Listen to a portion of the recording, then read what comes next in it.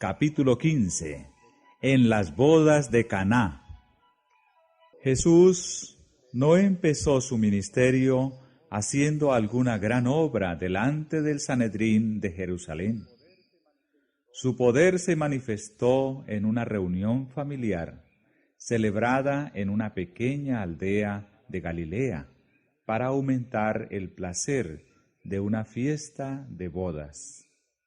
Así, demostró su simpatía por los hombres y su deseo de contribuir a su felicidad. En el desierto de la tentación, él mismo había bebido la copa de la desgracia, y de allí salió para dar a los hombres la copa de la bendición, de su bendición que había de santificar las relaciones de la vida humana.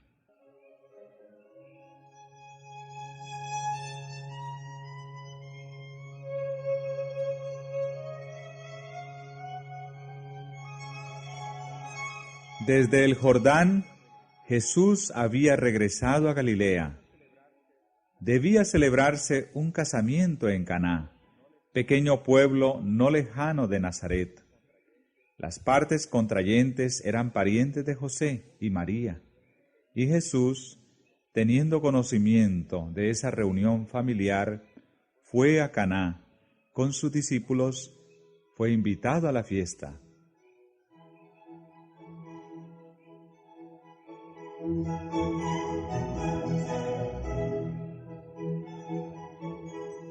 Allí volvió a encontrarse con su madre, de la cual había estado separado desde hacía cierto tiempo.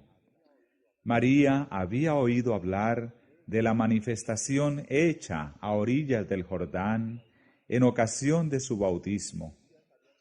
Las noticias habían sido llevadas a Nazaret y le habían hecho recordar las escenas que durante tantos años había guardado en su corazón. En común con todo Israel, María quedó profundamente conmovida por la misión de Juan el Bautista. Bien recordaba ella la profecía hecha en ocasión de su nacimiento. Ahora la relación que había tenido con Jesús volvía a encender sus esperanzas. Pero también le habían llegado noticias de la partida misteriosa de Jesús al desierto, y le habían oprimido presentimientos angustiosos.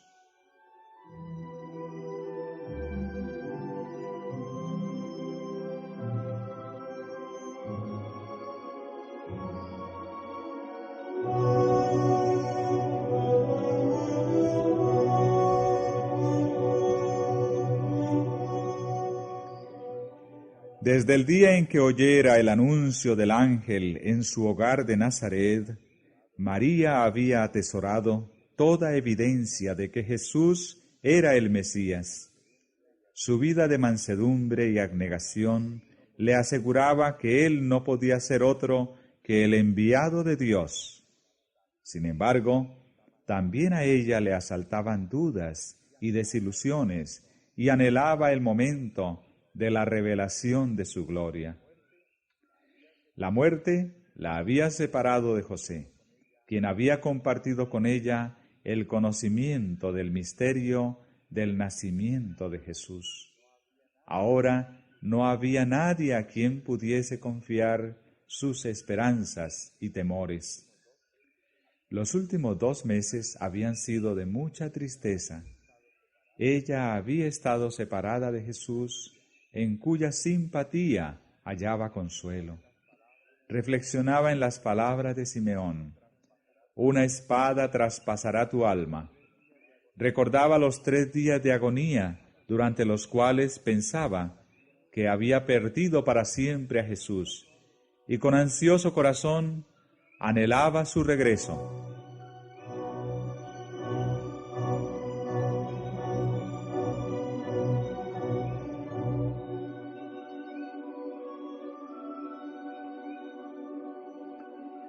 En el festín de bodas le encontró.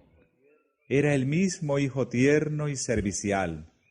Sin embargo, no era el mismo. Su rostro había cambiado. Llevaba los rastros de su conflicto en el desierto, y una nueva expresión de dignidad y poder daba evidencia de su misión celestial. Le acompañaba un grupo de jóvenes, cuyos ojos le seguían con reverencia, y quienes le llamaban Maestro. Estos compañeros relataron a María lo que habían visto y oído en ocasión del bautismo y en otras partes, y concluyeron declarando: «Hemos hallado a aquel de quien escribió Moisés en la ley y los profetas».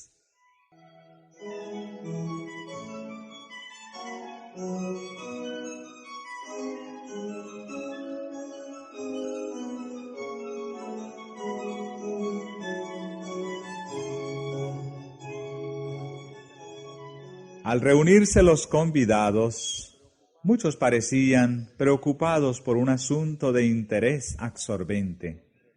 Una agitación reprimida parecía dominar a la compañía. Pequeños grupos conversaban en voz baja, pero con animación y miradas de admiración se dirigían hacia el Hijo de María. Al oír María el testimonio de los discípulos acerca de Jesús, la alegró la seguridad de que las esperanzas que alimentara durante tanto tiempo no eran vanas. Sin embargo, ella habría sido más que humana si no se hubiese mezclado con su santo gozo un vestigio del orgullo natural de una madre amante. Al ver cómo las miradas se dirigían a Jesús, ella anheló verle probar a todos que era realmente el honrado de Dios. Esperaba que hubiese oportunidad de realizar un milagro delante de todos.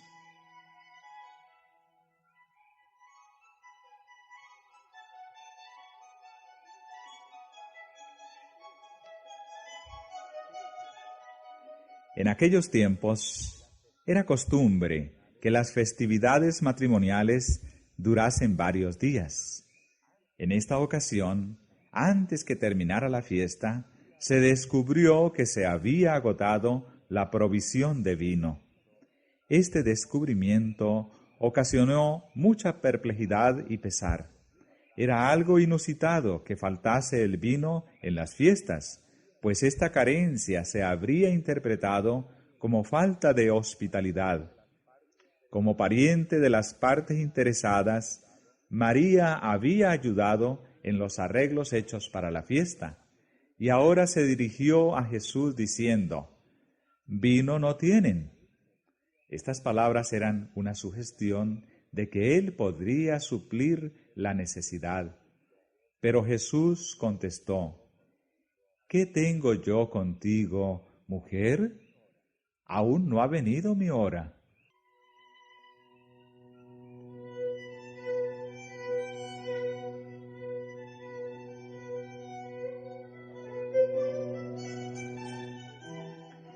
Esta respuesta, por brusca que nos parezca, no expresaba frialdad ni falta de cortesía. La forma en que se dirigió el Salvador a su madre estaba de acuerdo con la costumbre oriental. Se empleaba con las personas a quienes se deseaba demostrar respeto. Todo acto de la vida terrenal de Cristo estuvo en armonía con el precepto que Él mismo había dado: «Honra a tu padre y a tu madre».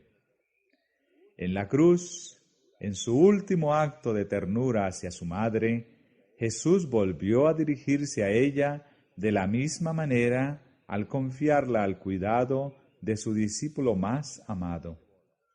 Tanto en la fiesta de bodas como sobre la cruz, el amor expresado en su tono, mirada y modales interpretó sus palabras.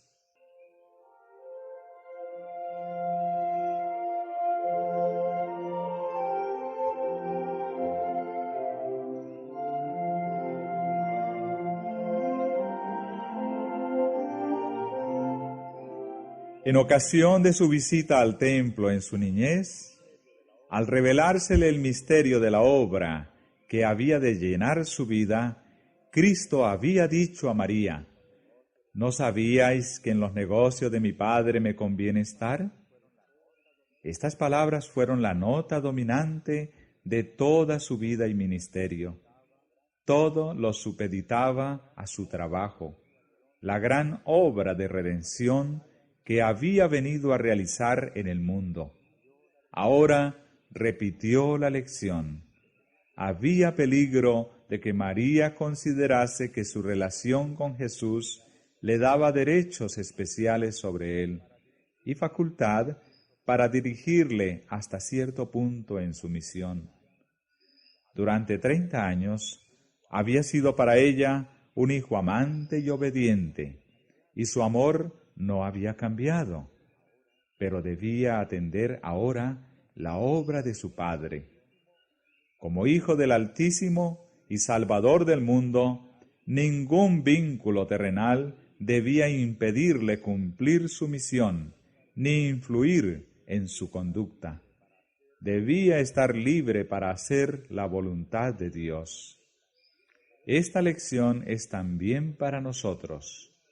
Los derechos de Dios superan aún al parentesco humano.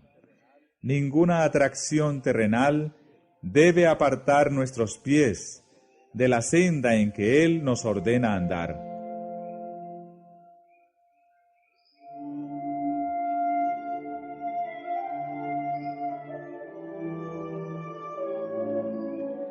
La única esperanza de redención para nuestra especie caída está en Cristo. María podía hallar salvación únicamente por medio del Cordero de Dios. En sí misma no poseía méritos. Su relación con Jesús no la colocaba en una relación espiritual con Él diferente de la de cualquier otra alma humana.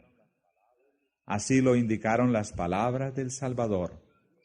Él aclara la distinción que hay entre su relación con ella como hijo del hombre y como hijo de Dios. El vínculo de parentesco que había entre ellos no la ponía de ninguna manera en igualdad con él.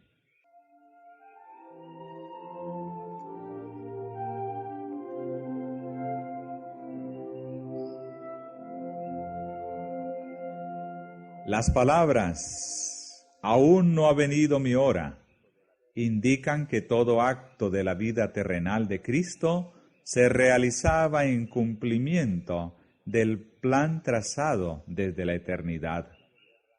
Antes de venir a la tierra, el plan estuvo delante de él, perfecto en todos sus detalles. Pero mientras andaba entre los hombres, era guiado paso a paso por la voluntad del Padre. En el momento señalado, no vacilaba en obrar. Con la misma sumisión, esperaba hasta que llegase la ocasión.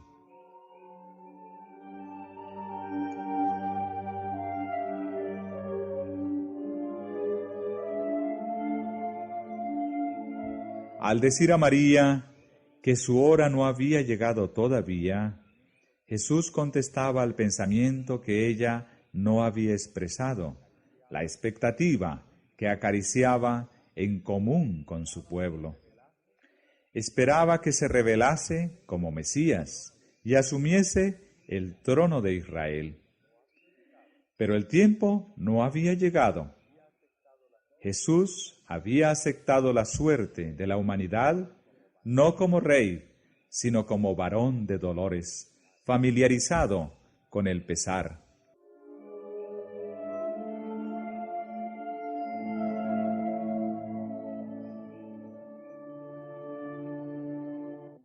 Pero aunque María no tenía una concepción correcta de la misión de Cristo, confiaba implícitamente en Él. Y Jesús respondió a esta fe.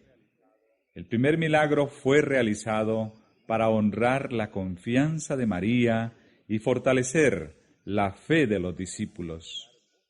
Estos iban a encontrar muchas y grandes tentaciones a dudar. Para ellos las profecías habían indicado, fuera de toda controversia, que Jesús era el Mesías. Esperaban que los dirigentes religiosos le recibiesen con una confianza aún mayor que la suya. Declaraban entre la gente las obras maravillosas de Cristo y su propia confianza en la misión de Él, pero se quedaron asombrados y amargamente chasqueados por la incredulidad, los arraigados prejuicios y la enemistad que manifestaron hacia Jesús los sacerdotes y rabinos. Los primeros milagros del Salvador fortalecieron a los discípulos para que se mantuviesen firmes frente a esta oposición.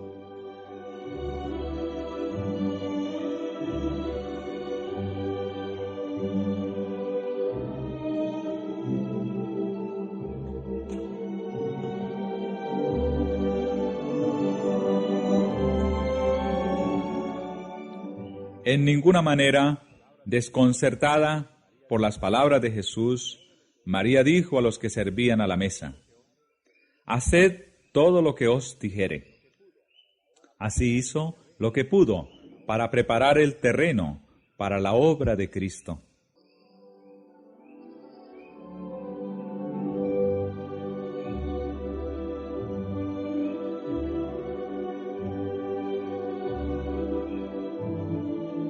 Al lado de la puerta había 6 grandes tinajas de piedra, y Jesús ordenó a los siervos que las llenasen de agua.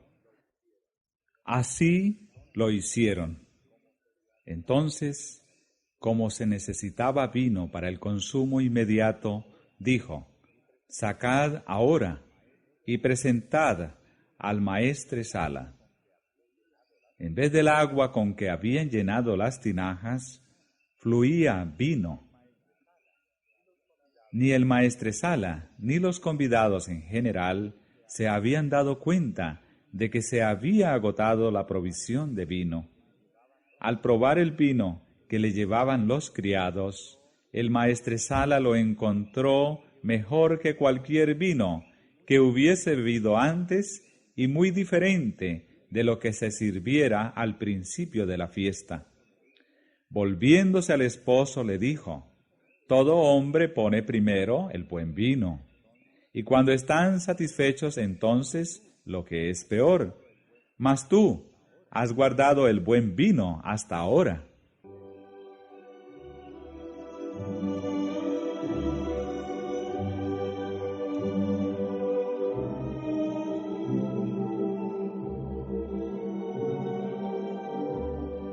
Así como los hombres presentan el mejor vino primero y luego el peor, así hace también el mundo con sus dones.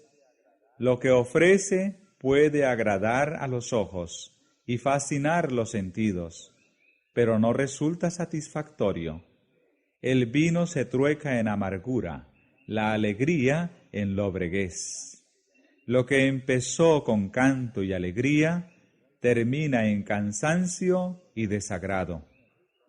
Pero los dones de Jesús son siempre frescos y nuevos. El banquete que Él provee para el alma no deja nunca de dar satisfacción y gozo. Cada nuevo don aumenta la capacidad del receptor para apreciar y gozar las bendiciones del Señor. Da gracia sobre gracia. No puede agotarse la provisión. Si moramos en Él, el recibimiento de un rico don hoy nos asegura la recepción de un don más rico mañana. Las palabras de Jesús a Natanael expresan la ley de Dios al tratar con los hijos de la fe. A cada nueva revelación de su amor, declara al corazón dispuesto a recibirle: ¿crees? Cosas mayores que estas verás.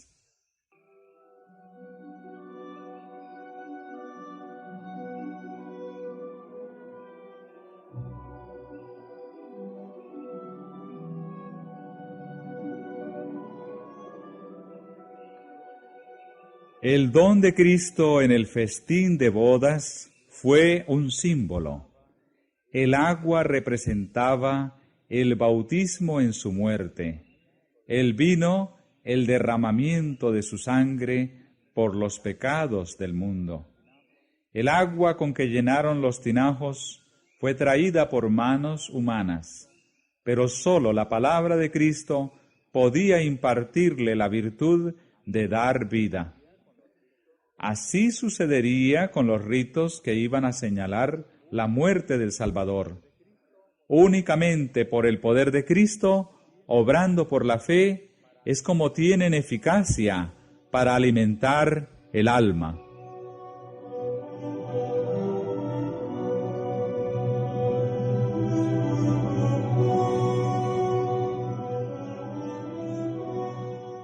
La palabra de Cristo proporcionó una amplia provisión para la fiesta.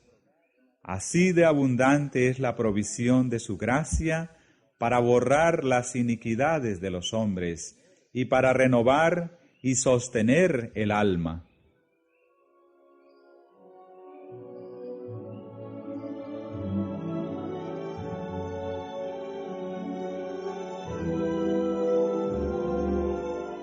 En el primer banquete al cual asistió con sus discípulos, Jesús les dio la copa que simbolizaba su obra en favor de su salvación. En la última cena se la volvió a dar en la institución de aquel rito sagrado por el cual su muerte había de ser conmemorada hasta que volviera. Y el pesar de los discípulos al tener que separarse de su Señor quedó consolado por la promesa de reunirse que les hizo al decir: «No beberé más de este fruto de la vid hasta aquel día, cuando lo tengo de beber nuevo con vosotros en el reino de mi Padre».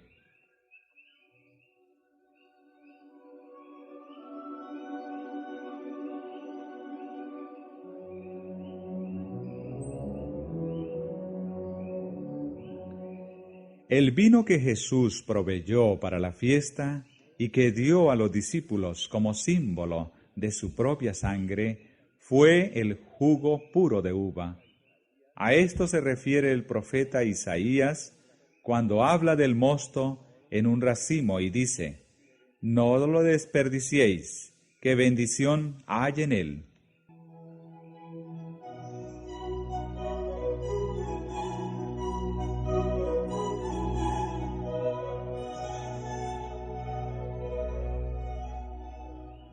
Fue Cristo quien dio en el Antiguo Testamento la advertencia a Israel: «El vino es escarnecedor, la cerveza alborotadora, y cualquiera que por ello errare no será sabio».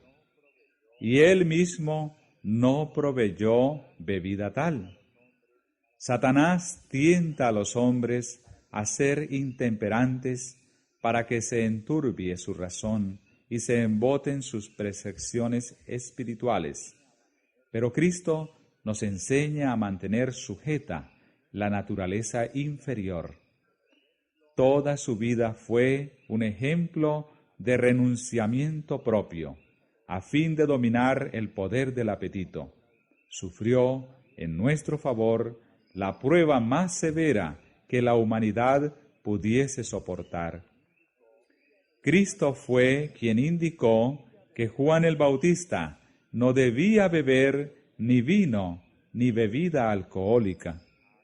Él fue quien ordenó abstinencia similar a la esposa de Manoa, y él pronunció una maldición sobre el hombre que ofreciese la copa a los labios de su prójimo. Cristo no contradice su propia enseñanza. El vino sin fermentar que él proveyó a los huéspedes de la boda era una bebida sana y refrigerante. Su efecto consistía en poner al gusto en armonía con el apetito sano.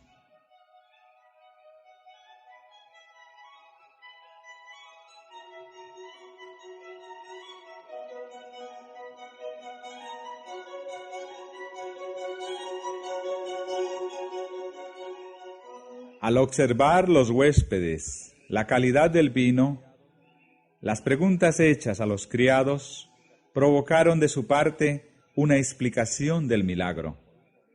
La compañía quedó, por un momento, demasiado asombrada para pensar en aquel que había realizado esta obra maravillosa.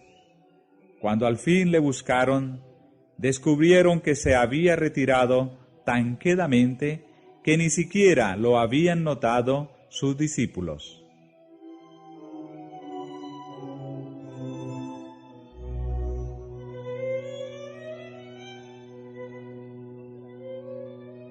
La atención de la gente quedó entonces concentrada en los discípulos. Por primera vez tuvieron oportunidad de confesar su fe en Jesús. Dijeron lo que habían visto y oído al lado del Jordán, y se encendió en muchos corazones la esperanza de que Dios había suscitado un libertador para su pueblo. Las nuevas del milagro se difundieron por toda aquella región y llegaron hasta Jerusalén. Con nuevo interés, los sacerdotes y ancianos escudriñaron las profecías relativas a la venida de Cristo. Existía un ávido deseo de descubrir la misión de este nuevo maestro, que de manera tan modesta aparecía entre la gente.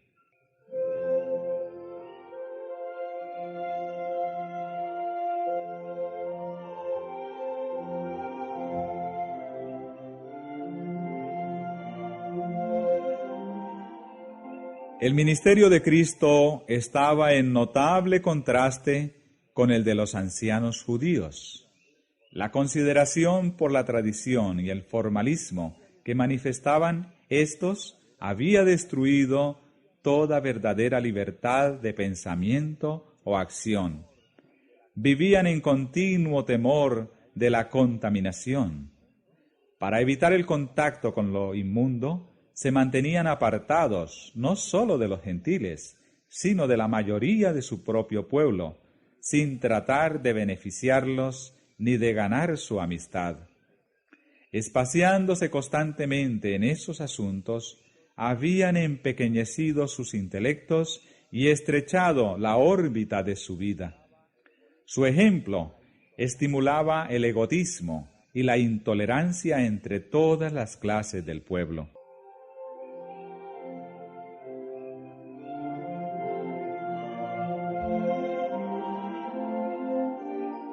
Jesús empezó la obra de reforma poniéndose en una relación de estrecha simpatía con la humanidad.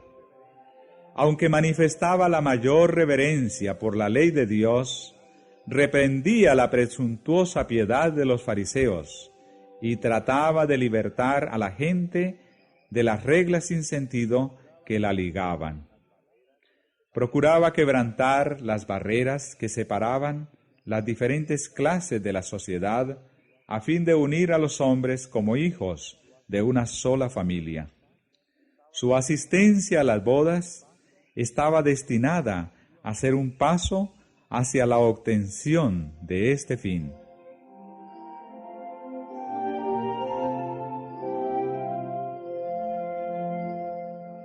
Dios había indicado a Juan el Bautista que morase en el desierto, a fin de mantenerlo escudado contra la influencia de los sacerdotes y rabinos, y prepararlo para una misión especial. Pero la austeridad y el aislamiento de su vida no eran un ejemplo para la gente. Juan mismo no había indicado a sus oyentes que abandonasen sus deberes anteriores. Los instaba a dar evidencia de su arrepentimiento, siendo fieles a Dios en el lugar donde les había llamado.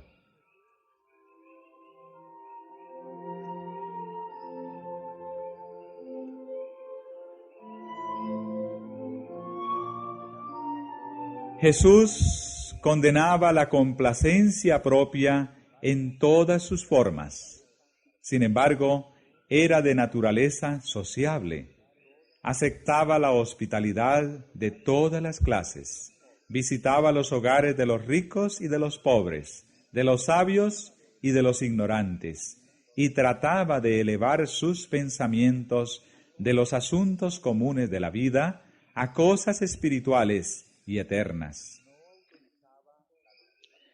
No autorizaba la disipación y ni una sombra de liviandad mundanal manchó su conducta.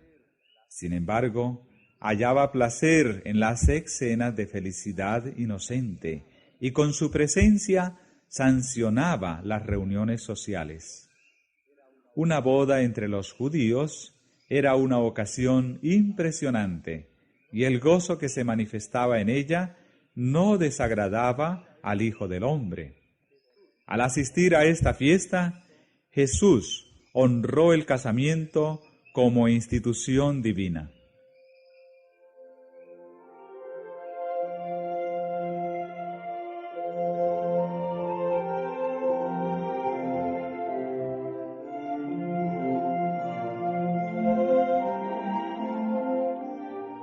Tanto en el Antiguo como en el Nuevo Testamento, la relación matrimonial se emplea para representar la unión tierna y sagrada que existe entre Cristo y su pueblo.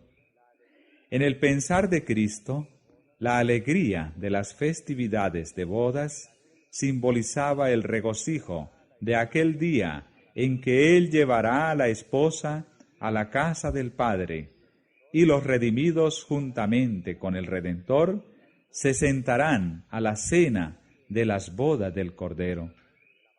Él dice: de la manera que el novio se regocija sobre la novia, así tu Dios se regocijará sobre ti. Ya no serás llamada dejada, sino que serás llamada mi deleite, porque Jehová se deleita en ti. Jehová gozaráse sobre ti con alegría, callará de amor, se regocijará sobre ti con cantar. Cuando la visión de las cosas celestiales fue concedida a Juan el apóstol, escribió: y oí como la voz de una grande compañía, y como el ruido de muchas aguas, y como la voz de grandes truenos, que decía: Aleluya, porque reinó el Señor nuestro Dios Todopoderoso. Gocémonos y alegrémonos, y démosle gloria, porque son venidas las bodas del Cordero, y su esposa se ha aparejado. Bienaventurados los que son llamados a la cena del Cordero.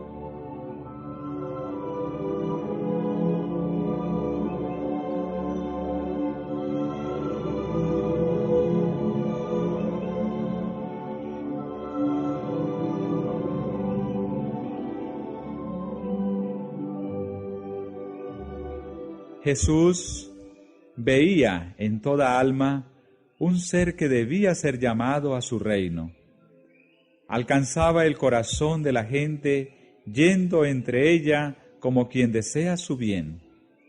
La buscaba en las calles, en las casas privadas, en los barcos, en la sinagoga, a orillas del lago, en la fiesta de bodas. Se encontraba con ella en sus ocupaciones diarias y manifestaba interés en sus asuntos seculares. Llevaba sus instrucciones hasta la familia, poniéndola en el hogar bajo la influencia de su presencia divina. Su intensa simpatía personal le ayudaba a ganar los corazones. Con frecuencia se dirigía a las montañas para orar en la soledad, pero esto era en preparación para su trabajo entre los hombres en la vida activa. De estas ocasiones salía para aliviar a los enfermos, instruir a los ignorantes y romper las cadenas de los cautivos de Satanás.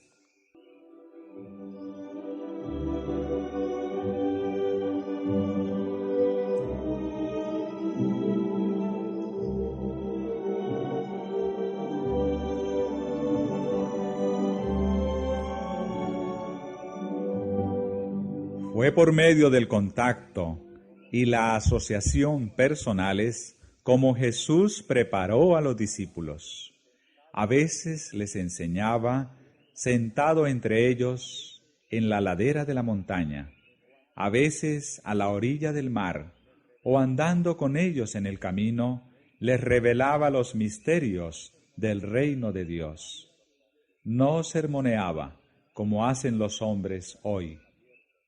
Dondequiera que hubiese corazones abiertos para recibir el mensaje divino, revelaba las verdades del camino de salvación. No ordenaba a sus discípulos que hiciesen esto o aquello, sino que decía: seguid en pos de mí.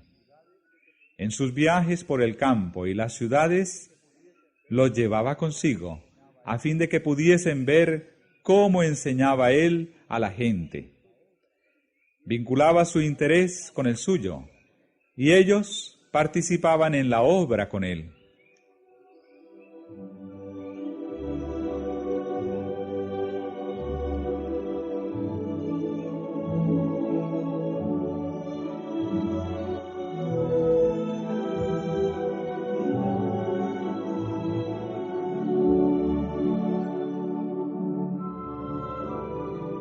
El ejemplo de Cristo, al vincularse con los intereses de la humanidad, debe ser seguido por todos los que predican su palabra y por todos los que han recibido el Evangelio de su gracia.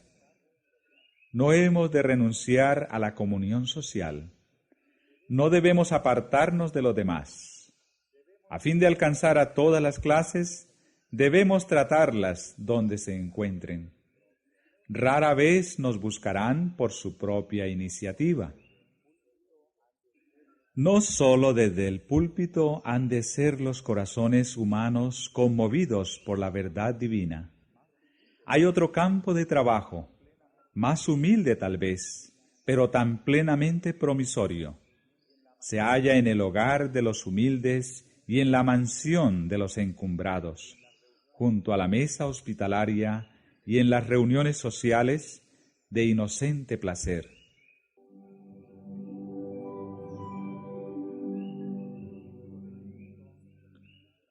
Como discípulos de Cristo, no nos mezclaremos con el mundo simplemente por amor al placer o para participar de sus locuras.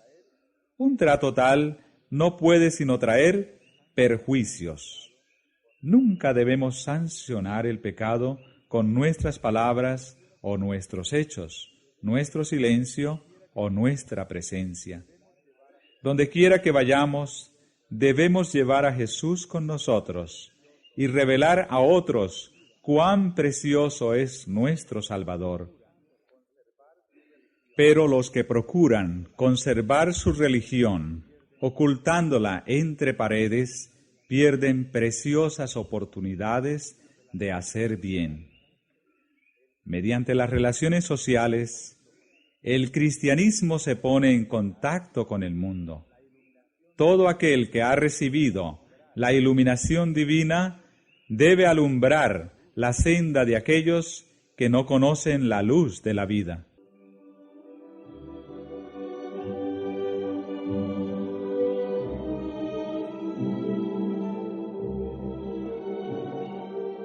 Todos debemos llegar a ser testigos de Jesús. El poder social, santificado por la gracia de Cristo, debe ser aprovechado para ganar almas para el Salvador. Vea el mundo que no estamos egoístamente absortos en nuestros propios intereses, sino que deseamos que otros participen de nuestras bendiciones y privilegios. Dejémosles ver que nuestra religión no nos hace falto de simpatía ni exigentes.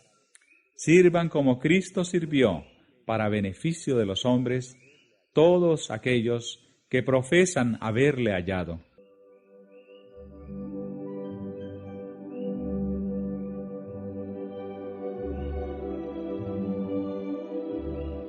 Nunca debemos dar al mundo la impresión falsa de que los cristianos son un pueblo lóbrego y carente de dicha.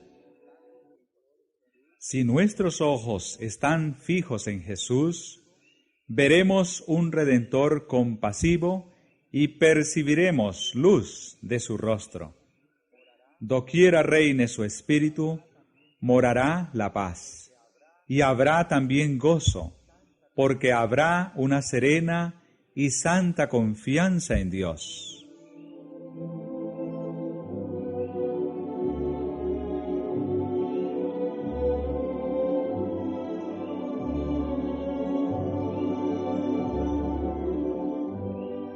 Los que siguen a Jesús le agradan cuando muestran que, aunque humanos, son partícipes de la naturaleza divina. No son estatuas, sino hombres y mujeres vivientes. Su corazón, refrigerado por los rocíos de la gracia divina, se abre y expande bajo la influencia del sol de justicia. Reflejen sobre otros, en obras iluminadas por el amor de Cristo, la luz que resplandece sobre ellos mismos.